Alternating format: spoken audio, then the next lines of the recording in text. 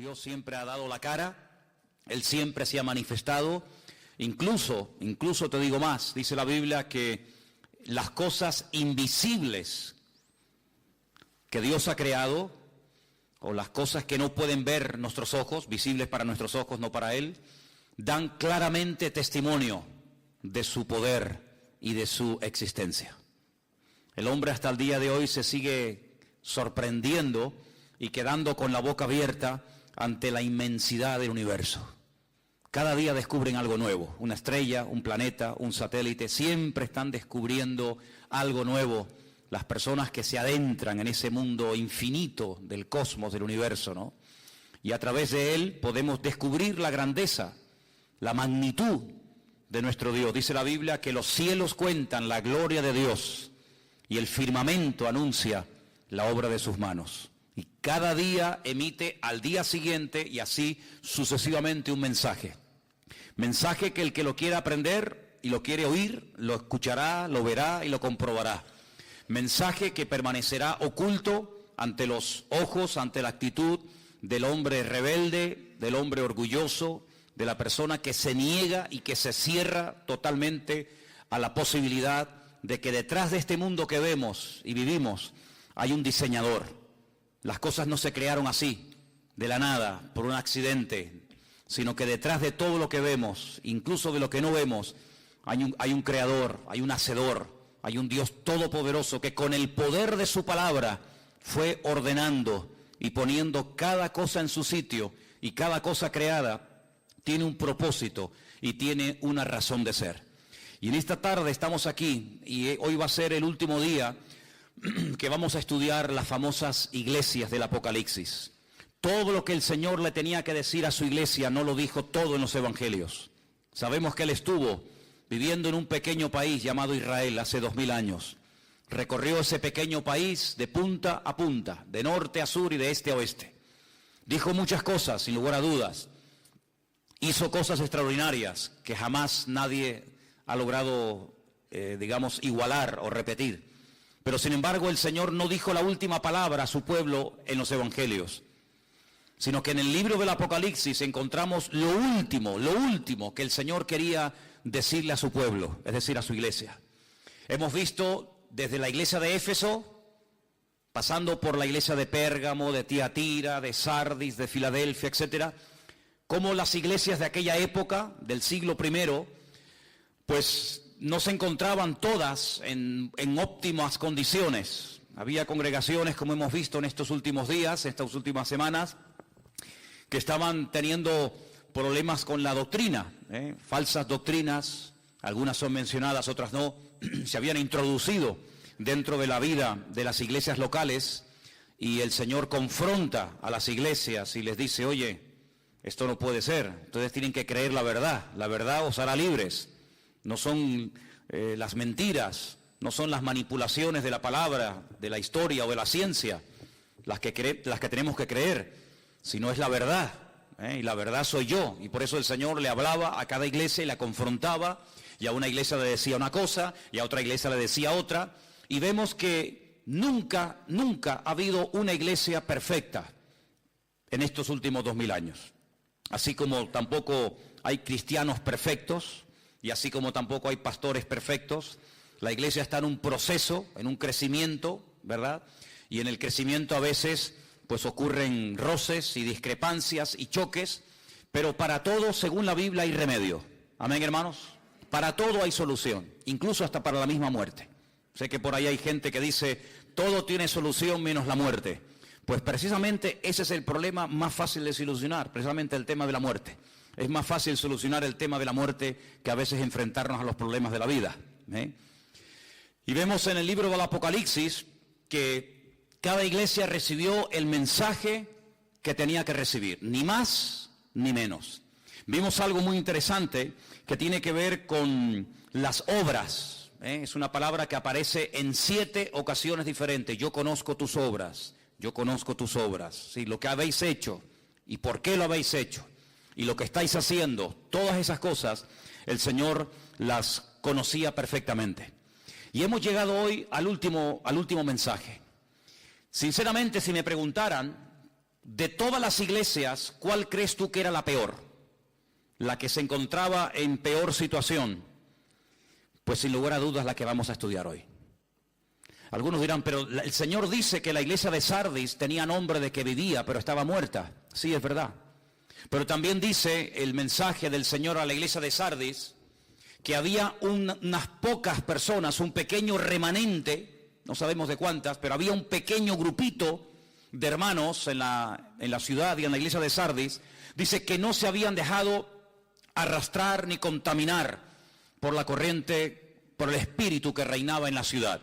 Por lo tanto, aunque la iglesia estaba mal, realmente, había un pequeño grupo que todavía estaba ahí brillando.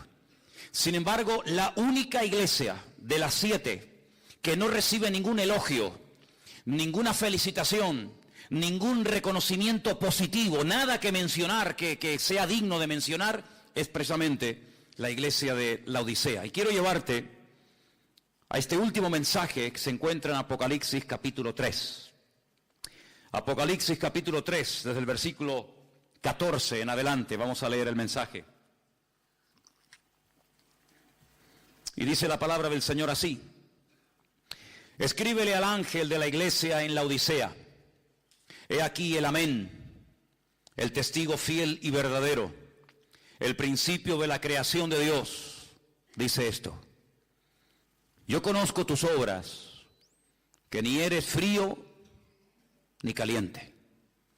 Ojalá fuese frío o caliente, pero por cuanto eres tibio y no frío ni caliente, te vomitaré de mi boca. Porque tú dices: yo soy rico y me he enriquecido, y de ninguna cosa tengo necesidad, y no sabes que tú eres un desventurado, miserable, pobre, ciego y desnudo.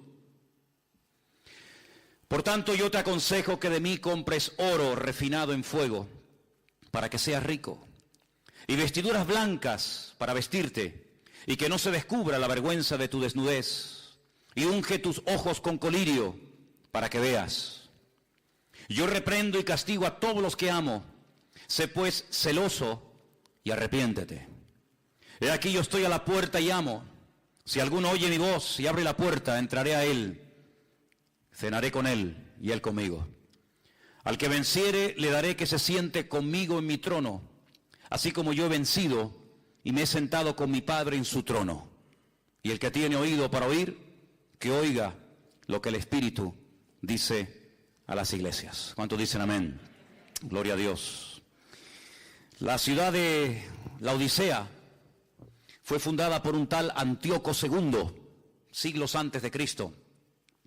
Y la ciudad se llama Laodicea porque la esposa de este general griego se llamaba así. Y en honor a su esposa llamó a la ciudad por su nombre. En principio, la ciudad de Laodicea era una base militar que protegía la frontera norte del reino de Antíoco. La semana pasada estudiamos la iglesia de Filadelfia. Bueno, pues a 80 kilómetros de Filadelfia se encontraba esta iglesia. Llegó a ser una ciudad tremendamente rica y era muy conocida a nivel mundial por varias cosas. Primero, porque había una escuela de medicina famosa, porque habían descubierto unas gotas, que la Biblia las traduce como colirio, para la vista, y también porque habían descubierto varios, medicamentos o varios remedios para problemas del oído.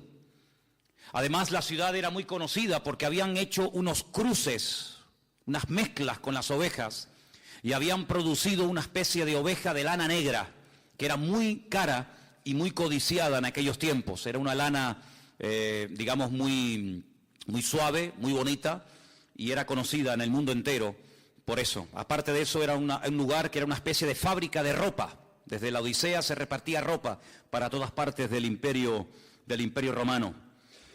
Curiosamente podemos saber, según los textos del Nuevo Testamento, quién fue el fundador y pastor durante algún tiempo de la iglesia de la Odisea. Fue un tal Epafras. Ustedes pueden leer en las cartas de Pablo a varios personajes, varios compañeros: Timoteo, Tito, Tiquico, Priscila, Aquila, etc. Y uno de ellos es Epafras, y se cree que Epafras fue el fundador y el pastor de la iglesia durante algún tiempo. Curiosamente hay un versículo en Colosenses 4:16, que no lo vamos a leer ahora, pero dice más o menos así. Cuando Pablo le escribe una carta desde la cárcel a los hermanos de la ciudad de Colosas, al final de la carta, en el capítulo 4, verso 16, ustedes pueden encontrar unas palabras de Pablo que dice: cuando esta carta que ha llegado a vosotros sea leída en la iglesia, hágansela llegar también a los hermanos de la iglesia de Laodicea. Es decir, que la carta de Pablo a los colosenses también era para los hermanos de la iglesia de Laodicea. Y es un dato que me llamó mucho la atención. Ahora, me llama la atención que no hay nada bueno que decir de la iglesia. Generalmente cuando uno va a una iglesia, te puede gustar más, te puede gustar menos. Si te dedicaras, no sé, los domingos por la tarde o por las mañanas a recorrer diferentes iglesias de aquí de la isla o de otras partes, pues verías que en un lugar te va a gustar esto, tal vez no te va a gustar esto otro, y que unas tienen un estilo y otras tienen otro estilo, y unas se enfatizan, digamos, una línea y otros enfatizan otra, y puedes más o menos hacerte una idea de las cosas diferentes que diferencian unas iglesias de otras.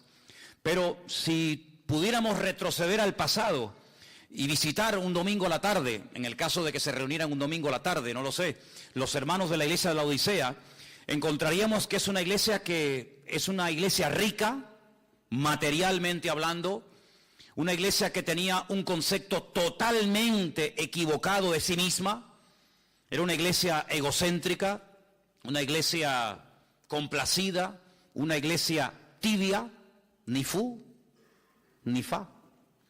Una iglesia que le producía náuseas al Señor. El cuerpo humano está diseñado de tal manera que cuando algo le sienta mal o cuando come algo en mal estado, el cuerpo reacciona defendiéndose, pues vomitando y echando fuera lo que le ha sentado mal. Y de esa manera el cuerpo puede volver a recuperar la normalidad. Y es una expresión fuerte, es una expresión que solamente aparece en esta carta del Señor a la iglesia de la Odisea. No es una iglesia que le produce tristeza al Señor, no es una iglesia que le produce orgullo al Señor, sino es una iglesia que le produce náuseas. Dice, ojalá ustedes fueran fríos o fueran calientes, es decir, que el Señor prefiere gente fría, gente indiferente, gente que pasa de todo, o gente que está bien cerca del corazón de Dios, pero hay algo que le produce auténticas ganas de vomitar al Señor, y es la tibieza. La tibieza es algo que el Señor aborrece, y por eso el Señor le habla muy duramente a esta congregación y le dice, ojalá hubieran optado por la frialdad o por ser calientes, ¿verdad? Y animados y fogosos en el espíritu, pero ustedes son tibios y yo los vomitaré de mi boca. Comencé a buscar esto y me di cuenta que en el Antiguo Testamento hay un libro que gira en torno a un profeta rebelde que recibe un llamado para ir al extranjero, a una ciudad pagana, a una ciudad fuera de las fronteras de Israel. Y dice la Biblia que este hombre se niega rotundamente a ir allí. Él no quiere salir de su país. Él está muy cómodo como profeta en Israel. Y él bajo ningún concepto quiere ir a Siria a predicarle a aquellos bárbaros, a aquella gente que empalaba a los enemigos y hacían auténticas barbaridades. Y Jonás, dice la Biblia, que huyendo o queriendo huir de la presencia del Señor, como si pudiéramos escondernos de Dios en alguna parte. Es una especie como lo que le pasó a Adán, que era creyente pero creía que se podía ocultar de Dios. Bueno, pues a Jonás le pasó más o menos lo mismo. Dice que descendió a Jope, la ciudad de Jope se llama en la actualidad Yafo, y dice que allí se monta en un barco y dice que va en dirección a Tarsis. Sí, Tarsis es, como todos sabemos, el sur de España. De hecho hay un pueblo que se llama Tarsis en Huelva, en Andalucía. Y dice que en el camino se levanta una tormenta terrible y los marineros invocan a sus dioses y echan suertes para ver por qué se ha producido, por qué se ha levantado así de repente una tormenta de tal envergadura, y dice que la suerte cayó sobre Jonás y le preguntan, ¿tú quién eres? ¿Qué haces aquí? ¿Cuál es tu Dios? Cuéntanos un poco de tu vida. Y la Biblia dice que Jonás abre su corazón y les dice, yo soy un profeta del Dios vivo, del Dios verdadero. Yo soy profeta de Dios, soy la voz de Dios en Israel y Él me ha mandado a Nínive. Pero no quiero ir a Nínive, me resisto, no, me rebelo completamente, no quiero que esa gente tenga oportunidad de arrepentimiento. Y bueno, ¿y cómo podemos solucionar este problema? La Biblia dice que Él les propone a ellos, increíble, una cosa increíble, écheme por la borda y ya veréis cómo todo se calma. Efectivamente, así fue. La Biblia dice que lo tiraron por la borda y al instante la tempestad se calmó.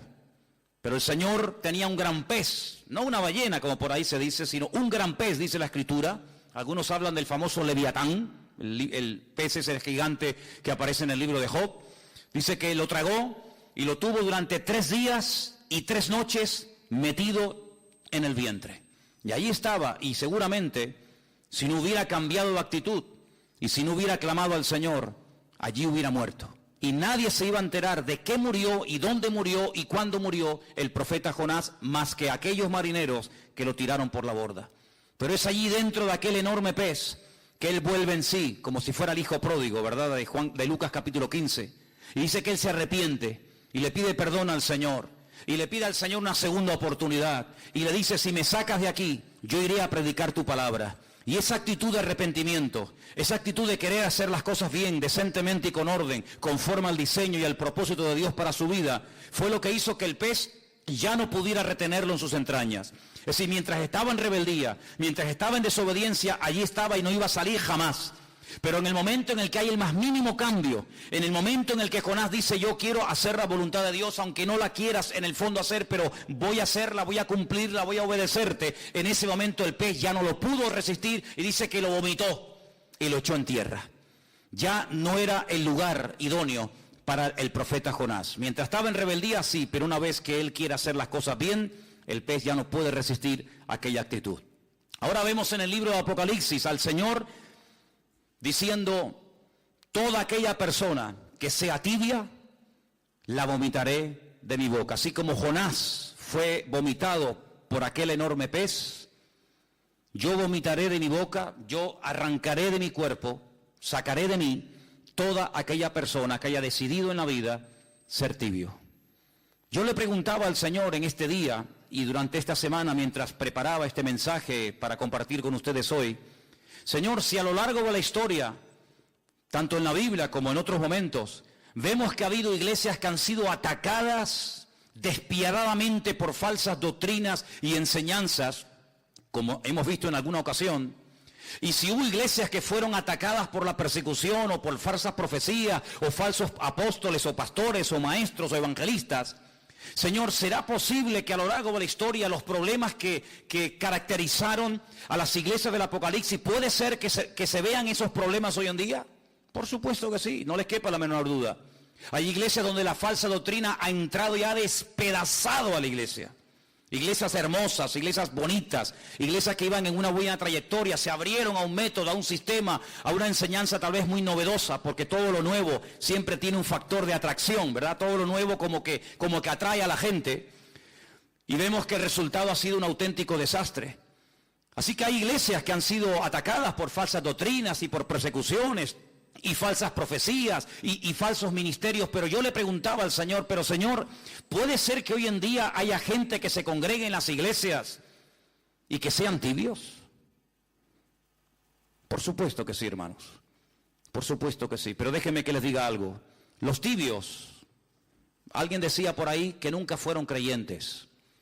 Si fueron o no fueron creyentes, Dios lo sabe. Pero para perder algo en la vida, un día tuviste que tenerlo. Porque no se puede perder algo que tú nunca tuviste. Tú nunca podrás perder el coche si no tienes coche. Tú nunca podrás perder unas llaves si nunca tuviste esas llaves. Tú nunca podrás perder a un hijo si nunca has sido padre o madre. Lo que uno tiene en la vida, sea familiar, sea material o sea de la índole que sea, se puede perder siempre y cuando tú lo tuviste. Y analizando esta iglesia sin lugar a dudas tuvo que tener su tiempo de gloria. Esta iglesia tuvo que ser fundada, digamos, por Epafras o por Pablo o por Juan, me da igual, pero esta iglesia tuvo que tener un tiempo en el que iba bien las cosas, en el que funcionaba los jóvenes, la escuela dominical, los cultos, etcétera. Pero si esta iglesia, como vamos a ver ahora, terminó perdiendo lo más hermoso que puede tener una congregación, que no es ni el equipo de sonido, ni el local en propiedad, sino que lo más hermoso que podemos tener como pueblo de Dios es la misma presencia del Señor. Si terminaron perdiendo la presencia del Señor es porque un día la tuvieron, porque si no, nunca podían haberla perdido. Si estaban tibios, quiere decir que un día estuvieron calientes. Porque de frío no se pasa a tibio, pero de caliente sí se puede pasar a tibio. Luego esta iglesia tuvo que tener un tiempo que todo iba bien. Pero la palabra del Señor nos dice que esta congregación cayó en un amor hacia el materialismo. Fíjense lo que la iglesia decía de sí misma. Vamos a leerlo. Apocalipsis capítulo 3, versículo 17. Los hermanos, los creyentes, los miembros, los que asistían a esta congregación, a esta comunidad cristiana, decían: somos ricos, nos hemos enriquecido, de ninguna cosa tenemos necesidad. Sin embargo, cuando el Señor le habla y la confronta, no coincide lo que el Señor le dice a ellos con lo que ellos pensaban de sí mismos. No coincide en nada. El Señor les dice: ustedes sois desventurados, miserables, pobres, ciegos y desnudos. No hay nada de coincidencia entre el concepto de la congregación y el concepto que el Señor tenía de la congregación. Luego hay un divorcio entre el concepto personal de la iglesia y el concepto, la opinión que el Señor tenía de dicha congregación. Una iglesia donde el Señor no era el centro. Una iglesia donde el ego de ellos, el amor a lo que tenían, era el centro. Y todo giraba en torno a lo que tenían, no en torno a lo que eran. Ahora, alguien puede preguntarse: ¿pero es malo tener prosperidad y abundancia y riqueza y que todo te vaya bien en la vida? En absoluto. Es más, con la Biblia en la mano te digo que la voluntad de Dios es que nos vaya bien en la vida. La Biblia nos enseña ya desde los tiempos de Josué, en el capítulo 1 de su libro, que nunca se aparten de tu boca este libro de la ley, sino que medites en él de noche y de día, para que todo lo que hagas te salga bien, dice la Biblia. Luego, la voluntad de Dios es que no vayas de mal en peor, ni de trancas a barrancas, sino que la voluntad de Dios es que vayas bien por la vida, bendecido, prosperado, contento, gozoso. Esa es la voluntad de Dios. Luego, el problema no está en ser bendecido, en ser prosperado o en que te vaya. No, el problema no está ahí. El problema es que cuando llegues a ese nivel de abundancia, de éxito, de bendición o de prosperidad, o ponle el adjetivo que quieras, se te suba la cabeza y te atribuyas a ti en vez de atribuirle al Señor el éxito de tu vida. Si ustedes prestaron atención a la lectura de esta tarde, es tremendamente interesante. Yo quisiera volver a llevarles a el libro de Deuteronomio capítulo 8, que justamente fue la lectura que en esta tarde se leyó. Deuteronomio capítulo 8, el Señor sabía perfectamente que de haber pasado de la esclavitud, de la opresión más horrible y horrenda de la vida, lograron por fin salir de esa opresión de tierra de Egipto, de Mizraim, como se llama en la Biblia, una tierra de opresión. Una tierra de aparentes oportunidades, pero que al final se terminó convirtiendo en un callejón sin salida. Lo dije en una ocasión, la palabra Egipto, Mizraim en la Biblia, empieza con la letra M y termina con la letra M en hebreo. Y hay dos M's, dos tipos de letra M en hebreo. Una que es abierta, que se escribe al principio o a la mitad de una palabra, y otra letra M, que tiene el mismo nombre, pero que se escribe al final y es totalmente cuadrada, no se puede entrar a ella, es totalmente cerrada. Y curiosamente el Señor llama a Egipto Mizraim, un país que aparentemente te ofrece todo a cambio de nada. Un país donde cuando en otros países hay miseria, trabajo, o no hay trabajo, y pobreza, y sequía, y muerte, y paro, en Egipto siempre hay de todo. No sé cómo se las arreglan. Y allí se fueron los hijos de Jacob, porque se les abrió la puerta, porque además José era el hombre más importante después de Faraón en Egipto. Pero al final aquella aparente puerta abierta se terminó convirtiendo en una ratonera, en un lugar donde los convirtieron en mano de obra, y de allí no podían salir, en un lugar de opresión y de estrechez y de amargura. Y durante casi 4 siglos estuvieron pasándolo mal.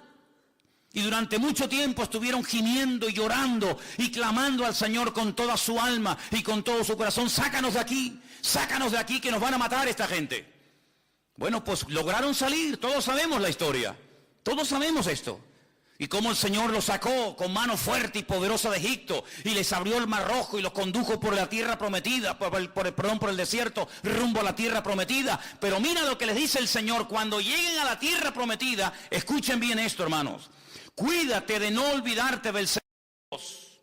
Deuteronomio 8:11, para que cumpla sus mandamientos, sus decretos, sus estatutos que yo te ordeno hoy. Ándate con ojo, amigo. No suceda que comas y te sacies y edifiques buenas casas en las que habites, y tus vacas y tus ovejas se aumenten, y tu plata y el oro se te multipliquen, y todo lo que tuvieres se aumente, y se enorgullezca tu corazón. Cuando uno está en un lugar bajo, encerrado, puede sentir claustrofobia y quiere salir de ahí. Pero cuando una persona sube muy alto, hay personas que padecen de vértigo. Y cuando una persona sufre de vértigos, pierde la cabeza y se puede matar. Y eso fue lo que le pasó a la iglesia de la Odisea, que creció y fue multiplicada tanto su riqueza material, que se le subió a la cabeza y terminaron perdiendo la poca o la mucha espiritualidad que un día lograron tener. ¿Por qué? Porque terminaron adorando más a lo que tenían que al Dios al cual tenían que honrar y servir. Y dice la Biblia en el versículo 15, el Señor que te hizo caminar por un desierto grande y espantoso, lleno de serpientes venenosas, de escorpiones y de sed donde no había agua, y Él te sacó agua de la roca del pedernal, que te sustentó con maná en el desierto, comida que tus padres no habían conocido, afligiéndote y probándote para la postre hacerte bien. Y ahora escucha: y digas en tu corazón, cuidado, ahí está el problema, no en la riqueza, no en lo material, sino en tu corazón. Y digas en tu corazón, mi poder y la fuerza de mi mano me han traído esta riqueza. Ahí no mencionan a Dios para nada, sino soy yo, mi fuerza, mi poder. Sino que acuérdate del Señor tu Dios, porque Él es el que te da el poder para hacer las riquezas, a fin de confirmar su pacto que juró a tus padres, como en este día. Mas si llegares a olvidarte del Señor tu Dios, y anduvieres en pos de dioses ajenos, y les sirvieres a ellos y te inclinares, yo lo afirmo hoy contra vosotros, que de cierto pereceréis. Como las naciones que el Señor destruirá delante de vosotros, así pereceréis, por cuanto no habéis atendido la voz del Señor vuestro Dios. Eso fue lo que le pasó a la iglesia de la Odisea. Ya también le pasó a Israel, pero ahora estamos hablando de la iglesia de la Odisea. Una iglesia que fue bendecida, una iglesia que fue prosperada, una iglesia que decía: nos hemos enriquecido, tenemos absolutamente de todo y no necesitamos de nada. Qué ceguera espiritual tan grande. Perdieron la sensibilidad, le dieron lugar al orgullo, al materialismo, y terminaron perdiendo, como dije hace un instante, el tesoro más grande que pueda atesorar un creyente y una congregación, y es tener la bendita y preciosa presencia del Señor. Dice en el versículo 20, he aquí yo estoy a la puerta y llamo. No le está hablando el Señor a una secta peligrosa, destructiva. No está a la puerta de un templo pagano, sino le está hablando al pueblo de Dios, a su iglesia. Y le dice a la iglesia: estoy en la puerta y estoy llamando, y estoy llamando. Luego, si está llamando a la puerta es porque estaba cerrada. Todo esto es un lenguaje metafórico, ¿sí? Si estuviera abierta, si estuvieran abiertos, y bueno, Señor, estamos mal, pero estamos abiertos a cambios. Estamos tibios, estamos mal, no estamos como tenemos que estar, pero estamos abiertos a que tú, cuando quieras y donde quieras, nos sorprendas y te muevas y nos sacude y nos reprenda. Estamos abiertos, pero ni siquiera estaban abiertos a la posibilidad de cambiar, sino que tengo que tocar porque ya os habéis cerrado en banda. Y por eso dice el Señor: si alguno todavía allá adentro le queda algo, un mínimo de sensibilidad o de oído espiritual, y oye mi voz, pues que abra, y yo entraré a él y cenaré con él y él conmigo, y tendremos comunión. Es tremendo, ¿no? La situación de esta iglesia es que es terrible, hermanos. No por nada del mundo me gustaría ser pastor de esta iglesia. Sinceramente no sé, el hermano de esta congregación, el pastor de esta iglesia, ¿Cómo se tenía que sentir cuando recibe esta carta y tiene que leerla a la iglesia? Hermano, miren, a través de nuestro querido hermano Juan, el apóstol más cerca del Señor, hemos recibido este mensaje. Por favor, presten atención. Y cuando esto cayó en la iglesia, no sé cómo reaccionaron. No sé si cayeron todos llorando de rodillas al suelo, pidiendo perdón al Señor. La verdad es que no tengo ni idea lo que pasó con esa congregación. Pero lo que sí les puedo asegurar con toda sinceridad es que en este momento en esa ciudad no hay ninguna congregación, no hay creyentes, no hay iglesias. Así que parece que el tiempo lo que demostró es que la congregación no reaccionó ante la tremenda exhortación que el Señor les estaba mandando. Hay 3 cosas que el Señor le dice a la iglesia que debería de hacer. Repito, todo esto es en un lenguaje simbólico, alegórico, pero todo tiene una explicación. En el versículo 18 le dice: yo te aconsejo que de mí compres oro refinado al fuego. Todos sabemos, hermanos, que hay elementos, que hay números, que hay colores, que hay animales en la Biblia que representan mucho más de lo que de entrada se dice, ¿verdad? El otro día en la clase de hermenéutica hablábamos de los números, de los colores, de ciertos animales, ¿verdad? Y cuando el Señor le dice a la iglesia, compren oro, no se refiere que todos tenían que salir corriendo a la tienda de compro oro, que generalmente hay por todos los barrios, y comprar un montón de oro y ya está el problema solucionado. No. Sabemos que el oro en la Biblia, y lo podemos ver en las cartas, por ejemplo, de Pedro, representa algo mucho más que un elemento, que un material, y se refiere a la fe. Dice: vuestra fe, mucho más preciosa que el oro, el cual, aunque perecedero, tiene que ser probado por el fuego, ¿verdad? Sabemos que la fe es comparada en cierto sentido con el oro. ¿Por qué? Porque el oro es un elemento que en todas las culturas, en todas las civilizaciones y en todos los tiempos, incluido el actual, siempre ha estado ahí. Es como un material que el hombre ha adorado e incluso ha hecho templos y ha hecho imágenes de oro, porque parece que el oro era como algo que te daba prestigio y te daba credibilidad y poder en la vida. Pues el Señor dice, lo que tienen que hacer es retomar la fe que perdieron. ¿Dónde la perdieron? ¿Dónde perdió la fe la iglesia? Bueno, cuando tenemos necesidades, digamos económicas, materiales, tenemos que recurrir a la oración, ¿sí o no? Los que nadan en la abundancia, los que a todo les sobra, los que no saben ni lo que hacer con lo que tienen, pues como que no necesitan orar, no necesitan el pan nuestro de cada día, porque ellos mismos se autosuplen, se cubren sus propias necesidades. Pero cuando uno tiene necesidades materiales o espirituales o de otra índole, uno tiene que recurrir al Señor. Es como cuando aquel hombre, dice la Biblia, que estaba en casa tranquilo en la noche, ya en cama con su familia, y de repente tocan a la puerta y viene un amigo a altas horas de la noche y él siente vergüenza porque no tiene nada que ofrecerle. Entonces tiene que correr a la casa del vecino y despertarle y decirle, por favor, préstame algo de comida, porque acabo de recibir una visita y te soy sincero, no tengo nada que ponerle delante. Y esta parábola, esta historia, ¿qué nos enseña? Pues que va a haber momentos en la vida en los que te vas a dar cuenta de que te va a hacer falta algo más de lo que tienes. Y sobre todo lo que te va a hacer falta es fe. Pero fe no en una religión, no fe en un hombre, no fe en un método o sistema, sino fe en Dios. Y dicho sea de paso, la Biblia dice que sin fe es imposible agradar a Dios.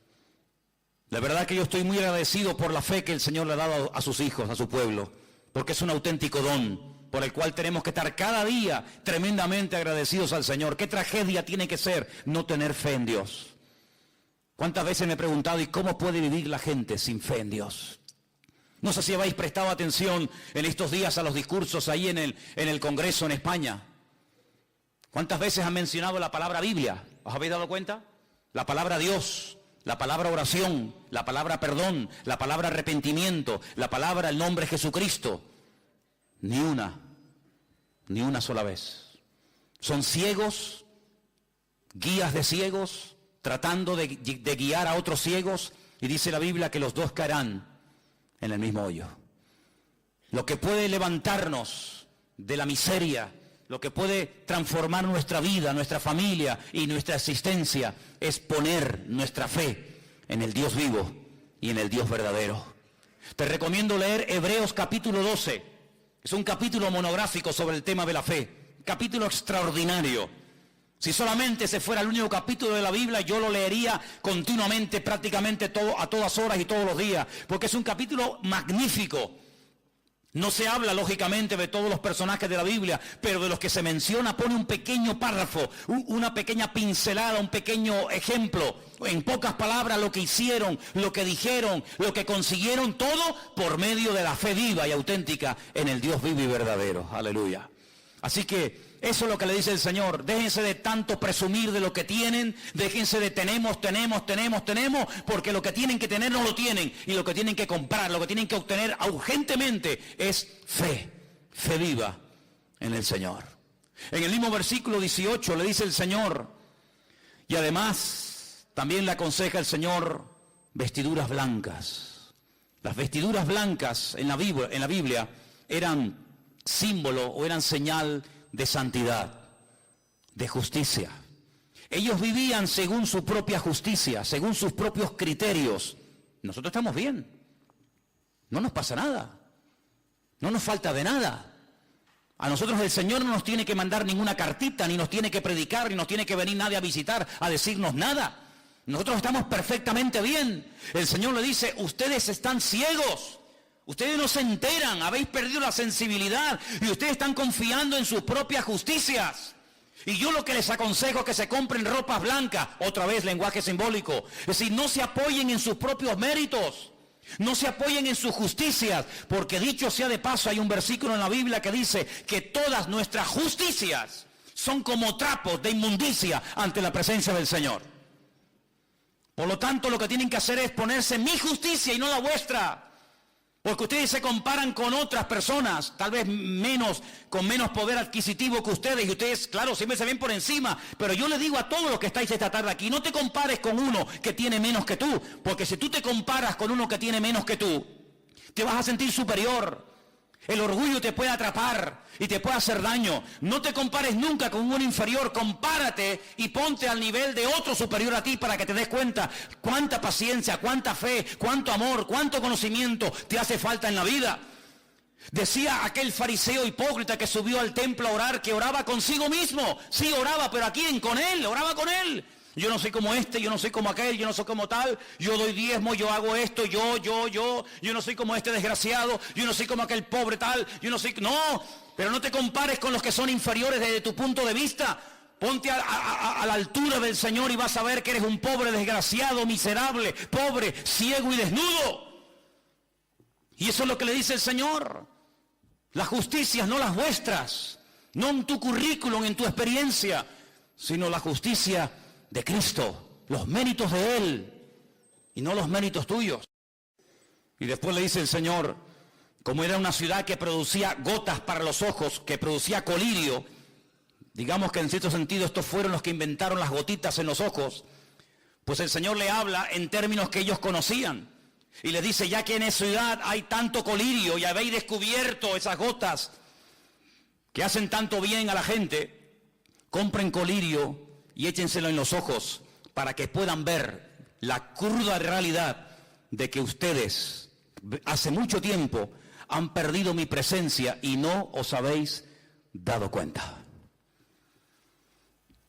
Es interesante notar porque también en esa ciudad, a las afueras, había unas fuentes de agua. Fíjense cómo en las iglesias del Apocalipsis el Señor utiliza la geografía, el Señor utiliza las costumbres, el Señor utiliza la cultura de la época para a través de ellas darle un mensaje. Concretamente en esta ciudad acabo de decir que había una escuela de medicina donde se aplicaba estas gotas estas gotas de colirio en los ojos de la gente. Pero también a las afueras de la ciudad de la Odisea había unos manantiales de agua, pero aguas que no se podían beber. Aguas que no eran potables, pero aguas que tampoco eran aguas termales. Luego eran aguas que no servían para nada. Eran como aquellas aguas que se encontró Israel en el desierto cuando estaban muertos de sed y querían beber y salieron todos corriendo. Aquellas aguas, dice que cuando las probaron las vomitaron, porque dice que eran aguas amargas. Sí, eran aguas, pero aguas que no servían para nada. Aguas que no servían absolutamente para nada, ni para beber, ni para dárselo a los animales, ni para cocinar, ni para nada. Y así le pasaba a la ciudad de la Odisea. Sí, tienen fuentes de agua, pero no sirven para nada. Si fueran aguas termales, serían aguas terapéuticas, como hay en muchas partes del mundo, que la gente va a esos lugares y se baña con aguas calientes, de las termas de la época de los romanos. Si fuera agua potable, pues gloria a Dios, tienen ahí una fuente de agua tremenda, pero tienen agua que no sirve para nada. Y eso es lo que el Señor le está tratando de decir a la iglesia. Ustedes realmente habéis perdido la eficacia en el ministerio. Ya no me sirven absolutamente para nada. Y uno se pregunta, o si te has preguntado alguna vez, ¿quiere realmente el Señor buscar hoy en día gente capacitada, gente competente, gente eficaz? Por supuesto que sí, por supuesto que sí. Hay un versículo que yo leí esta semana que quiero compartir con ustedes. Se encuentra en Crónicas, en Primera de Crónicas, por favor, el capítulo 9. Primera de Crónicas, capítulo 9, versículo 39. Perdón, versículo 13. 9:13. Ustedes pueden encontrar a partir del capítulo 9, versículo 1, una lista enorme de nombres de personas que salieron del cautiverio en Babilonia. Nombres y familias, hijos y personas, para llevar una especie de relación, una especie de control de personas que salieron de un lado y llegaron a otro. Y cuando llegamos al versículo 13, después de haber leído un montón de nombres, que aparentemente no nos dicen nada, pero que dicen mucho, dice este texto, y sus hermanos eran jefes de sus casas paternas, en número de 1760. Y ahora dice, escucha, hombres muy eficaces en el ministerio o en la obra del ministerio en la casa del Señor. Esa frase me impactó tanto que la subrayé. Es decir, dentro de toda aquella masa de gente, específicamente el escritor de este libro se para y dice, un momento, estos 1760 hombres no eran hombres normal y corriente, sino eran hombres, como dice aquí en esta versión, muy eficaces en la obra del ministerio en la casa del Señor. No eran inútiles, no era bulto, era gente eficaz. He buscado este texto en otras versiones y, por ejemplo, en la versión de las Américas, que es una versión muy interesante y muy buena, dice que eran hombres muy capaces. En la versión de la Peshitta, que sabéis que es la traducción del arameo al castellano, dicen que eran hombres de un valor extraordinario, eran hombres valientes. La versión católica, Nácar Colunga, los menciona como hombres vigorosos. La versión latinoamericana dice que eran hombres aptos. La versión antigua, la del 1600, la del siglo XVI, dice que eran hombres valientes. Otra versión antigua de la Biblia dice que eran hombres de gran eficacia. La palabra eficacia significa capacidad de producir un buen efecto. Una persona eficaz es la persona que realiza con eficacia su trabajo o función, que produce los efectos deseados. Es decir, esta gente producía cambios. Esta gente cambiaba las cosas. No se dejaban cambiar por las cosas, sino que ellos cambiaban las cosas. Llegaban a una ciudad en ruinas, patas arriba, destruida, y en cuestión de meses la cambiaban completamente. Yo me he dado cuenta, hace unos días estaba viendo el Facebook de la iglesia, no suelo mucho consultar eso ni estar ahí, pero el otro día entré y vi algo que me gustó. No sé si ustedes lo han visto. Hay algunas fotografías que pone la fecha de cuándo se sacó esa foto, sobre todo en la obra que hicimos en el Puerto de la Cruz, y después de unos años se ve la foto al lado y uno dice, bueno, la foto del 2006, por ejemplo, y ahora se ve el resultado después de unos años y no tiene nada que ver. ¿Cómo nos encontramos aquello? Destruido, viejo, sucio, y cómo se ha ido quedando con la ayuda del Señor, con el paso del tiempo. Bueno, pues algo así, ¿no? Esta gente llegó y no había templo, y en poco tiempo ahora hay templo. Y no había murallas que protegieran la ciudad, y en cuestión de semanas o de meses levantaron el muro. Y la ciudad estaba inhabitada, y ahora había alegría, había niños, había cosechas, había animales, había escuelas, había sinagogas. Sí, recuperaron la vida. Así era esta gente. Y este es el tipo de personas que necesitamos hoy en día en las iglesias. Gente eficaz. gente apta, gente que produzca cambios, gente que con el paso del tiempo vayan a mejor y no a peor. Gente que si un día estuvo bien, no terminen enfriándose y al final apagándose, sino gente que si estuvo bien, ahora van a estar mejor todavía.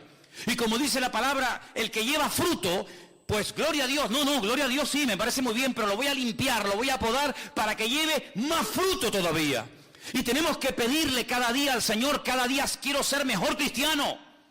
Cada día quiero ser mejor cristiana, cada día quiero predicar mejor, cada día quiero conocer mejor al Señor, cada día quiero orar más, mejor, cada día quiero hacer las cosas bien, con ganas, y no apagándome, porque una persona que está tibia no sirve absolutamente para nada, porque si a él no le sirve, imagínate a qué puede servir. Y es interesante notar cómo esta iglesia entró en una decadencia, pero todavía había oportunidad para cambiar. El Señor le llama al arrepentimiento. ¿Cuántas veces en estas últimas semanas hemos escuchado la palabra arrepiéntanse, arrepiéntanse, vuelvan a las primeras obras? ¿Cuántas veces, hermanos?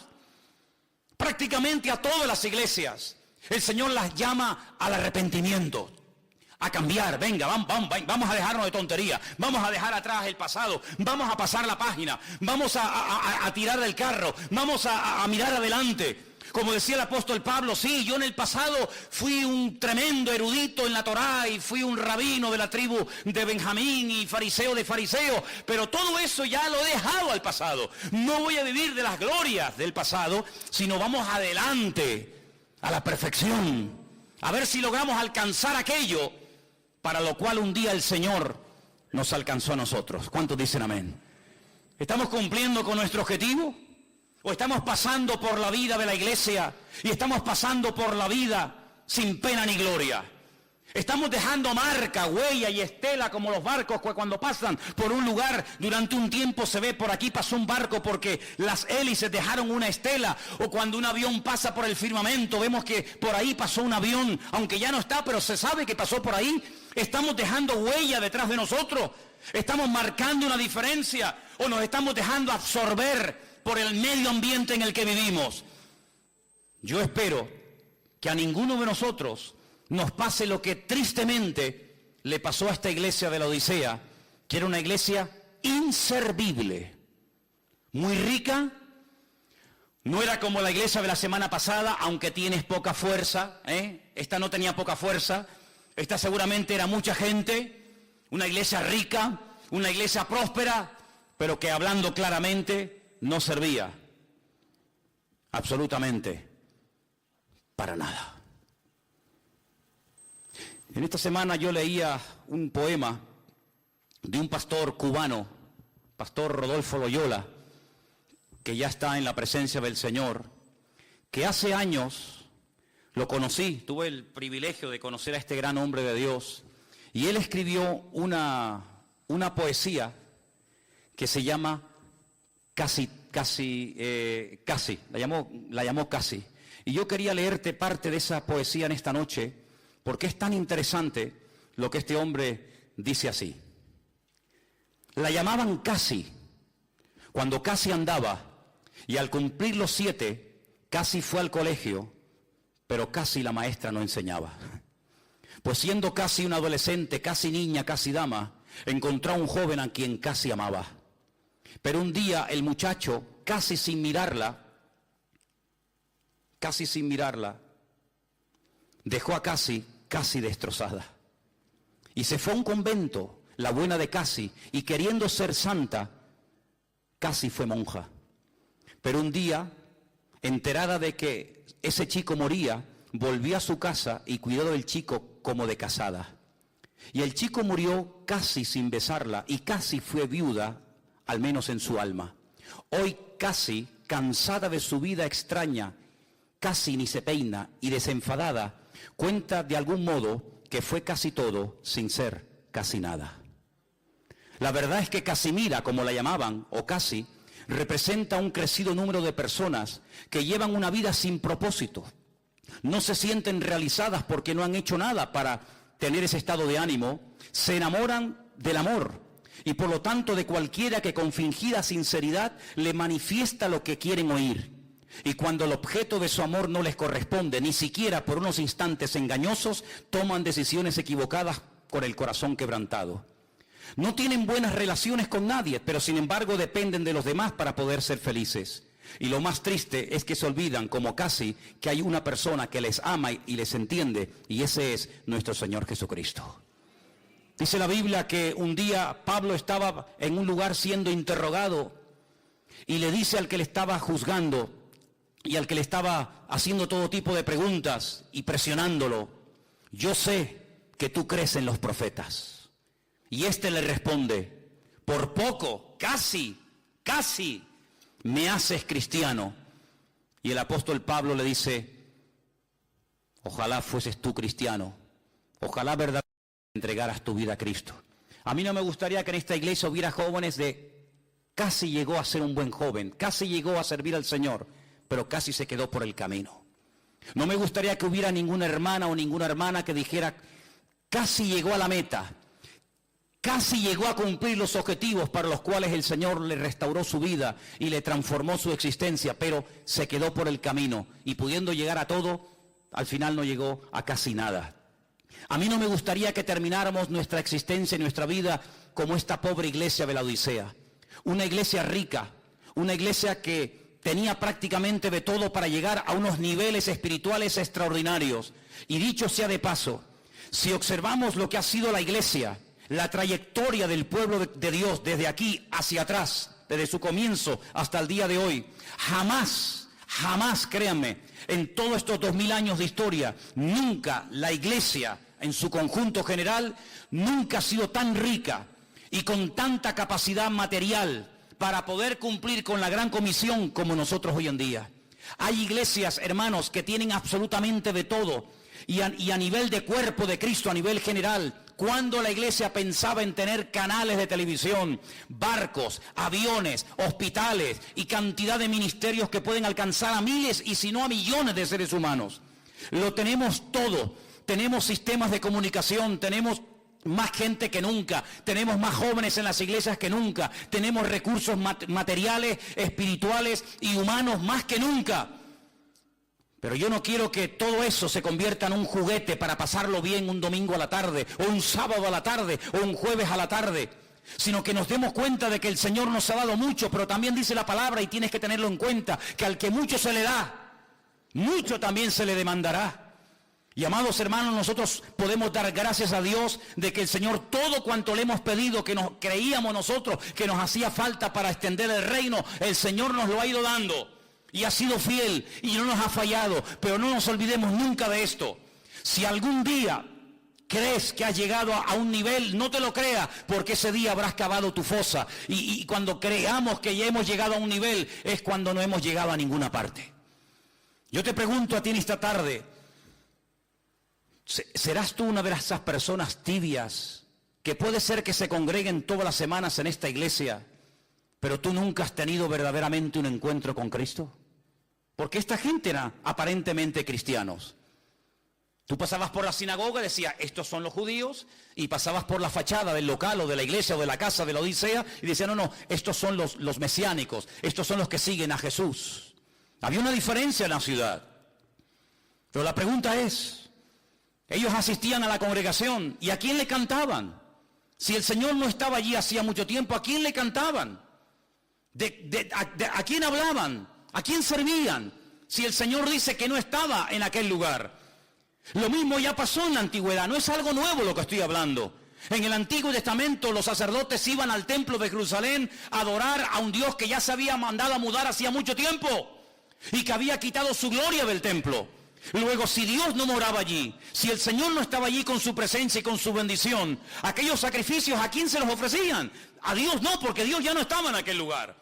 Si esta gente comenzaba un culto el domingo a la tarde o el sábado, me da igual, el día que se reunieran, y el Señor no estaba allí, entonces ¿a quién le estaban cantando?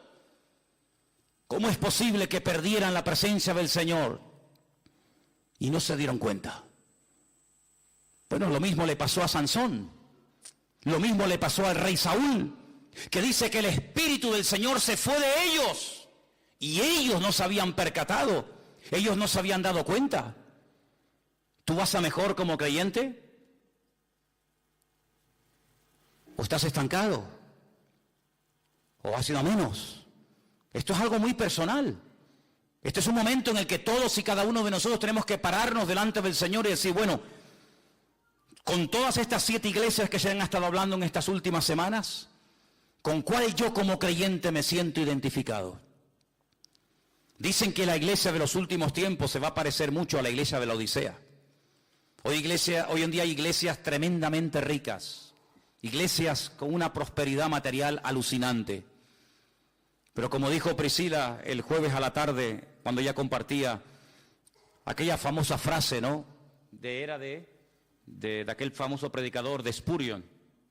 Llegará el día, si es que no ha llegado ya, cuando en las iglesias, en vez de los pastores pastorear ovejas, habrá muchos payasos entreteniendo a las cabras. Y eso lo dijo en el siglo XVIII. Y estamos ya en el siglo XXI. Pero uno observa muchas veces por internet y uno ve a veces por ahí, yo no mucho porque no pierdo el tiempo en esas historias, pero hay gente que le gusta siempre estar por aquí, por allá, viendo esto y viendo aquello. Pero hay iglesias que son auténticos circos, donde hay una serie de señores entreteniendo a la peña, entreteniendo al personal, mensajes que van siempre por encima de las cabezas, nadie se siente aludido, venga risas y cachondeo y me caigo y me levanto, ¿verdad? Pero entras y no ha habido un arrepentimiento, no ha habido realmente una conversión genuina, sino que es un lugar donde lo pasamos bien y puedo llevar a un amigo del trabajo o puedo llegar a un vecino y no se va a sentir aludido, no se va a sentir mal porque el pastor siempre es una persona muy simpática y muy carismática y que cuenta chistes y que te hace pasar una tarde entretenida. Eso no es la iglesia del Señor. Eso llámalo como quieras, pero no es la iglesia del Señor. La iglesia es un lugar donde el que viene en adulterio tiene que sentirse mal.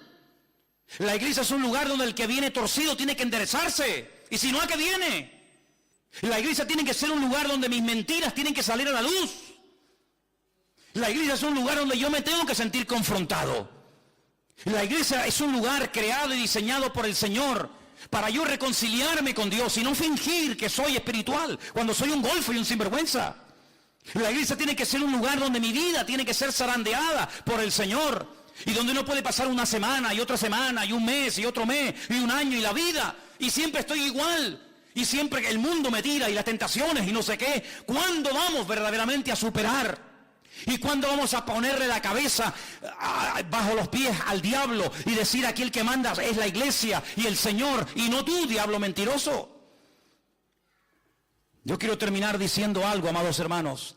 Si hay algo en tu vida contra lo cual tú has luchado, pero no lo has vencido, no lo has matado definitivamente, ándate con ojo, porque el enemigo se rearma y se quiere volver a levantar para amargarte la existencia. Y si quieres que te lo diga de una forma más objetiva y más clara, te lo digo.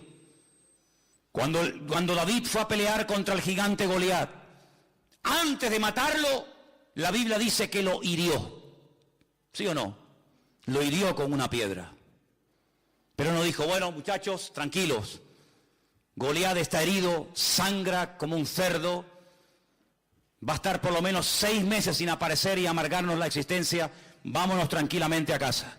Yo les aseguro, hermanos, que si David se hubiera conformado simplemente con herir al gigante Goliat, no sé si una semana, 15 días, un mes o un año después, Goliat se volvería a levantar y en el mismo valle de Elam volvería a confrontar a las tribus de Israel y otra vez volveríamos al punto de partida. ¿Por qué? Porque se hirió al enemigo, pero no se arrancó de raíz el problema. Y en la vida cristiana no puedes ir poniendo parches. No puedes ir diciendo, bueno, hoy no caí, pero ahí está la puerta abierta. No, David fue listo, David salió corriendo.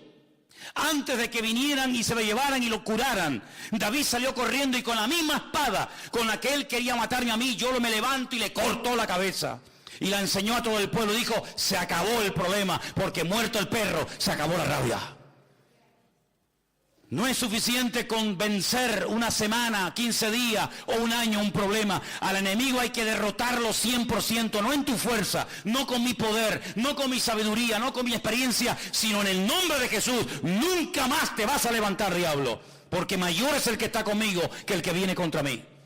Si tu problema fue el que sea, no tengas una puerta abierta. Renuncia completamente a esa historia. No estés coqueteando, no estés flirteando, no estés jugueteando alrededor del fuego, porque vas a terminar otra vez quemándote. Y eso fue lo que le pasó tristemente a esta iglesia de la Odisea, que seguro que empezó bien. Una buena congregación, atractiva, bonita, que funcionaba, que la gente venía, se convertía, se bautizaban, etcétera, etcétera, pero terminó fatal. Y mira tú por dónde, en el libro de Apocalipsis está la última,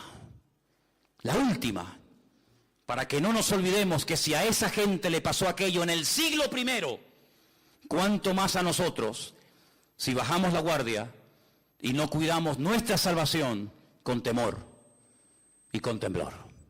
Vamos a orar en esta noche. Cierra tus ojos ahí donde estás.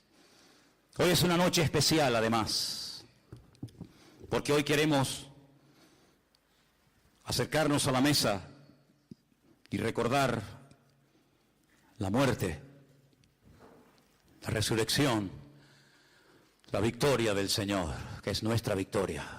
Aleluya. Y la mesa está servida y la mesa está preparada para los que van a participar. Pero mi pregunta es, ¿estás tú preparado? ¿Estás tú preparado? Fíjate cómo el Señor amaba tanto a la iglesia de la Odisea, que dice la Biblia, dice la Escritura, que la llamó al arrepentimiento. Podía haber dicho, con esta gente no hay nada que hacer. Con esta gente ya no pierdo ni un minuto de mi tiempo. No, hermanos. A esta iglesia el Señor la habló. A esta iglesia el Señor la confrontó. Y yo quiero que ahí sentado donde tú estás en esta noche, con tus ojos cerrados, yo quiero que tú te acerques a la presencia del Señor y le digas al Señor, límpiame, perdóname con tu sangre, Jesús. Aleluya, Jesús. Gracias, Señor.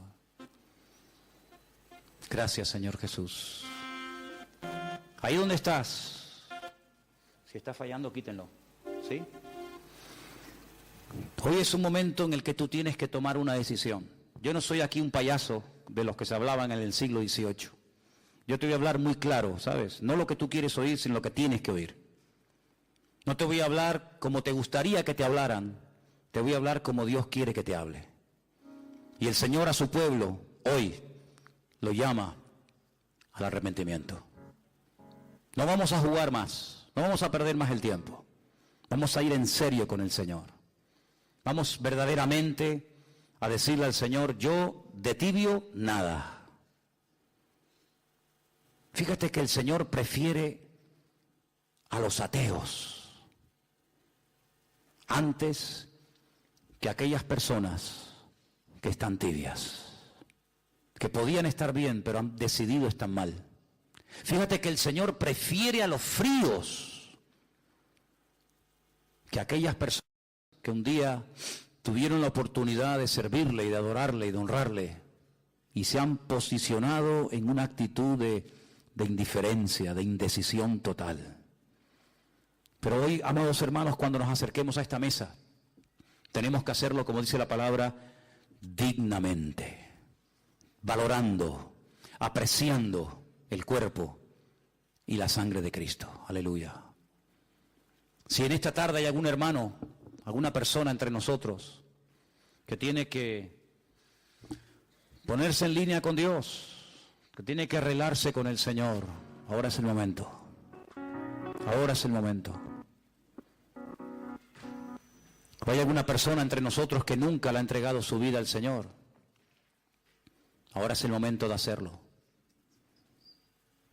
Si en esta tarde hay entre nosotros alguna persona que le quiere entregar por primera vez su vida a Cristo y quiere comenzar a servir a Dios, a creer en Dios, como tiene que hacerlo, ahora es el momento. Ahora es el momento de acercarse a Dios de verdad. Ahí donde estás, si tú quieres entregarle tu vida al Señor, para que Él perdone tus pecados. El único que puede perdonar tus pecados es el Señor. Nadie más lo puede hacer. No hay ninguna religión, ningún cura, ningún pastor, nadie.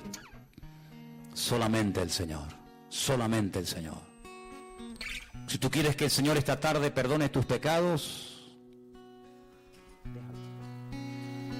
ahora es el momento de hacerlo, ¿sí? Ahora es el momento. ¿Hay alguien aquí en esta tarde que le quiere pedir perdón al Señor por los pecados que has cometido? Y tú sabes cuáles serán. Hasta que tú no te veas, escúchame bien lo que te digo, hasta que tú no te veas como Dios te ve, tú no te vas a arrepentir. Mientras tú te veas bien, no le vas a pedir nunca perdón al Señor. Pero cuando tú te veas como Dios ve tu pecado, ese día le vas a pedir misericordia y perdón al Señor. Porque el pecado es la cosa más horrenda y más inmunda ante los ojos de nuestro Dios. Y Dios no vino a este mundo, no mandó a su Hijo unigénito al mundo para que nos convirtiéramos en buena gente, en buenas personas, educados, limpios, trabajadores, serviciales. No, no, no. Él vino a buscar pecadores que se arrepintieran. Hay pecadores que son, entre comillas, buena gente, pero no son hijos de Dios. El Señor no viene a poner un parche, un remiendo a tu vida. El Señor viene a transformarte, a cambiarte completamente. Pero Él dice que está a la puerta. Te lo prediqué esta tarde. Él viene y toca y llama y llama y llama a la puerta. Y yo te pregunto, ¿vas a abrirle la puerta al Señor? El libro del Cantar de los Cantares cuenta la historia de una mujer que está acostada y viene su marido a medianoche y golpea y llama a la puerta.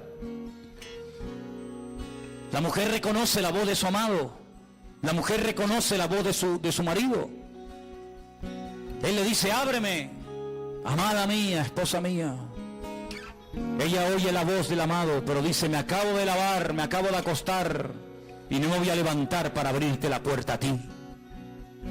Y dice la Biblia que el amado se fue. Y cuando ella se levanta y se da cuenta del terrible error que ha cometido, dice que abre la puerta y ahí ya no está. Él se fue. Él se fue. Y desesperada y enferma de amor, dice la Biblia, que comienza a ir por todas las calles de la ciudad, preguntándole a todas las personas, a las mujeres, ¿habéis visto a mi amado? ¿Habéis visto a mi amado? Y la gente le dice, ¿y quién es tu amado? ¿Cómo es tu amado? Y ella lo describe de una forma tremenda. Los ojos, las manos, su boca, sus piernas. Conocía al amado, pero no le quiso abrir. Sabía cómo era, sabía el tono de su voz, sabía su estatura, sabía el color de sus ojos, sabía todo de él, pero no la abrió. ¿Qué te parece? Sufre, la apalean, la humillan, hasta que al final da con él y se reconcilian. Bendito sea, Señor. Y eso es lo que queremos en esta tarde. Encontrarnos con Dios. Encontrarnos con el Señor y dejarnos de jugar a ser cristianos. Dejarnos de jugar a culto y a iglesia y verdaderamente ser un pueblo santo y diferente para el Señor. Con las ideas claras, con los objetivos bien definidos, con la mano en el arado, sin mirar atrás, sin juguetear, sin titubear. Aquí estoy, Señor, hasta la muerte. Y el Señor le dice a esa gente, si eres fiel hasta la muerte, yo te daré la corona de la vida. Si no, de nada ha servido parte de la carrera que has corrido, porque aquí no consiste en correr un trocito, aquí consiste en llegar a la meta. Ese es el objetivo, llegar a la meta. Señor, queremos participar esta noche de este pan y de este vino dignamente, como dice la Escritura. Y queremos en este momento invitarte para que estés con nosotros, Señor. Y que verdaderamente sea un tiempo de restauración, de reconciliación, de arrepentimiento y de empezar de nuevo. Gracias te damos, Señor. Gracias te damos, oh Dios. Recibe toda la gloria y toda la honra, mi Señor, en el nombre bendito de Jesús. Amén.